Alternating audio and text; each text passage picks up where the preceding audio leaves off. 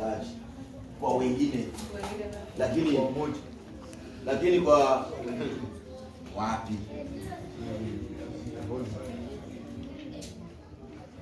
Aimbe zaburi. Wakati unapatwa na shida, kamata kama ni nyimbo za wokovu, anza kuimba. Amina. Amina. Hilo ndilo neno la Mungu. Aimbe zaburi.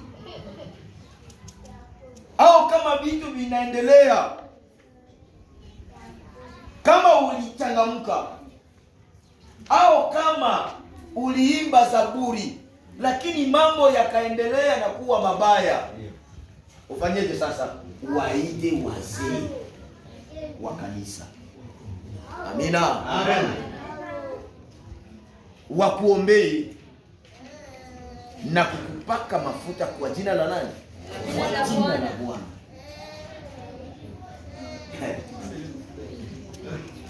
Amina. Huyo mama ni shusha. Lakini sisi wengine hata kusema maneno yanafanya nini? Yanakatika. Na hata wengine wanapoteza na imani. Bwana tubariki sana. Amen. Yaani tuwe na moyo mkuu. Amina. Amen. Tuwe na moyo mkuu. Hapo ndipo tutashinda majaribu. Sababu majaribu yatakuja kupiga eko, yanafanya nini? Yanarudia. Sababu wewe utalinganishwa na ile nyumba ambayo iliyojengwa juu ya mwamba. Amena. Amen. Sababu misingi yake kabisa ilikuwa inakaa, hata mafuriko yaje yatakutana, ile nyumba inafanya nini? Inasimama. Na yale mafuriko yatapita, na hata kila mtu atasema kweli huyu ana Mungu. Amena. Amena. Leo takuwa na fundisho na nihubiri, na kwa hiyo hili neno si jipya, tumekwisha kulifundishwa, linaendelea. Amina. Amina. Hii teme ni teme ambayo tumeihubiri kuangukia kanisani. Hii teme ilileta hata shida na manunguniko, na watu wakasema ya kwamba hawa vijana ni vijana gani ambao wanauzi. Hii ndiyo iliyokuwa teme ya mkutano ambao tuliyokuwa nao wa vijana. Amina. Amina. Na mkutano huu ulifanyika wapi? Runingu. Kwa mishoni yetu ya Eseki Runingu. Ingawaje walitusema, wakatuteta, wakatulaani, lakini yeye Mungu alifanya nini? Alitubariki. Amina. Amina. Sababu Biblia anatuambia hakika ya kwamba tuonyeshe watu kweli na tuseme kweli. Amina. Amen.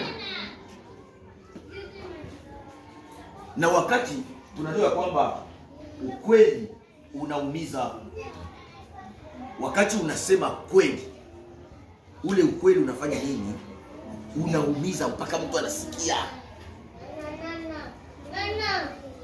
Kuna baba mmoja alihubiriaka kanisani, kisha kuhubiri lile neno likagusa watu. Mama mmoja akasimama akauliza, yeye mtoto wa fulani, nini hii yenyewe nilikukula. Amina, amen. Akasema mkifuliru mkangalia Isa yajaisho. Kumbe neno lilimugusa kuliko ungame. Akasema ulinione kwa nini? Yesu alikutuma kwangu. Biblia inasema ya kwamba unaposikia neno la Mungu, ukisikia sauti yake, moyo wako ufanye kuwa mgumu. Ndio hivyo, usifanye moyo wako kuwa mgumu. Tunaendelesha hili somo, kuangukia kanisani. Hili kwanza tunalipata katika kitabu cha Ufunuo wa Yohana sura 3 mstari wa kwanza hadi wa 3. Wewe utasoma hapo, ndicho kichwa halisi cha neno hili. Ufunuo wa Yohana sura yake ya 3 mstari wa kwanza hadi 3. Kuangukia kanisani ni kuacha maagizo ya nani? Ya Mungu. Mtu anaweza kuwa kanisani na kumbe huyu mtu amekwisha kuanguka. Amina. Amen. Mtu anaweza kahubiri, mtu anaweza akaimba, mtu anaweza akaomba, akafanya kazi mbalimbali katika huduma za Mungu, lakini kumbe huyu mtu amekwisha kuanguka. Amina. Amen. Na kuanguka kwa mtu huyo ni vigumu kutambua. Amen, amen. Amen. Ni vigumu kutambua kwa sababu ya nini? Mtu anapokufa kimwili, huyo mtu tunaenda kumfanya nini?